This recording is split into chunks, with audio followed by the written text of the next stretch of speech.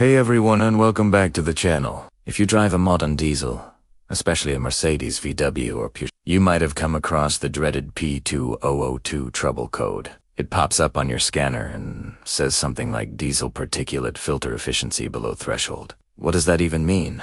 And more importantly, what can you do about it? Well, today we're diving deep into the P2002 code to demystify it for you.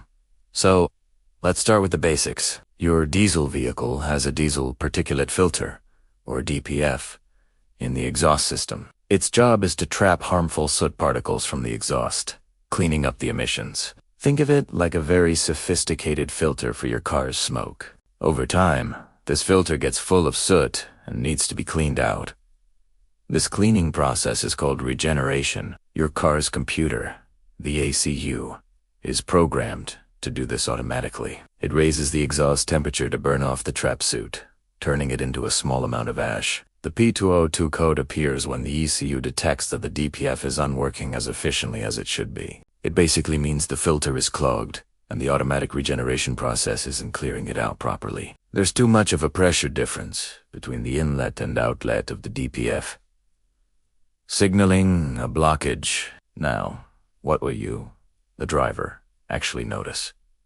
The symptoms can be pretty obvious. The most common one is a significant loss of power. Your car might feel sluggish, like it's struggling to accelerate. This is because the engine can't breathe out properly due to the blocked exhaust. You might also see your fuel consumption go way up. Your engine has to work harder to push exhaust gases through the clogged filter, so it burns more fuel. And of course, you'll likely see a warning light on your dashboard. Either the DPF light, the engine management light, or sometimes both. Some cars will even go into limp mode to protect the engine, severely limiting your speed and RPMs. So, you've got the code and the symptoms. How do we figure out what's really going on? A proper diagnosis is key. Just clearing the code won't fix anything. It'll come right back. First, we need to plug in a good diagnostic tool. We're looking for more than just the code itself. We need to look at live data. We'll check the soot and ash levels in the DPF. The scanner can tell us how full the filter thinks it is, usually in grams. We also need to check the DPF pressure differential sensor readings. This sensor is what tells the ECU how blocked the filter is. I'll check its readings at idle, and while revving the engine to make sure it's working correctly and the readings make sense. A faulty sensor could be tricking the ECU into thinking there's a problem when there isn't. Another critical area is the exhaust gas temperature sensors. There are usually two or more, one before and one after the DPF.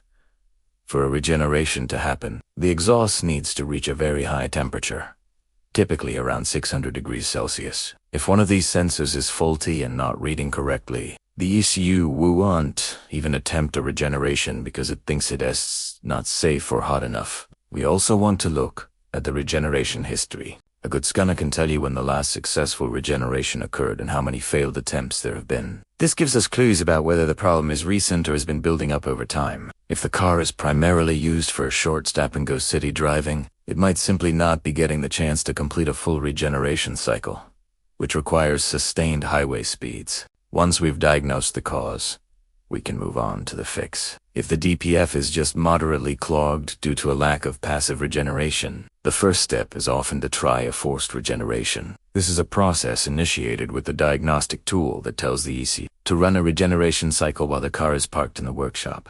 It raises the engine RPM and injects extra fuel to get the exhaust hot enough to burn off the soot. This often solves the problem, especially if the underlying cause was short-trip driving. However, a forced regeneration won't work if there's another issue preventing it. For example, if we found a faulty exhaust temperature sensor during diagnosis, that needs to be replaced first. If we have leaking injectors or a faulty EGR valve causing excessive soot production, those issues must be addressed. Otherwise, you'll just clog up the new or clean the DPF again in no time. In more severe cases, where the soot level is extremely high, a forced regeneration might not be possible or safe. The ECU might block it to prevent a fire hazard.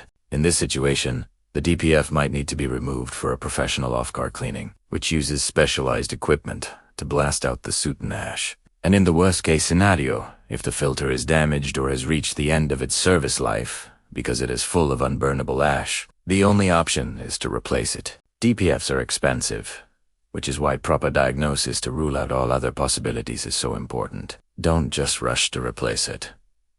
So, to wrap it up, P2002 means your DPF is clogged. Check for symptoms like power loss and high fuel use. Diagnose properly by looking at soot levels, sensors, and regeneration history. The fix could be a simple, forced regeneration, fixing an underlying fault, or, as a last resort, cleaning or replacing the DPF. I hope this breakdown helps you understand the P2002 code a bit better. If you've dealt with this before, share your experience in the comments below. Don't forget to like this video if you found it helpful, and subscribe for more car repair tips. Thanks for watching, and I'll see you in the next one.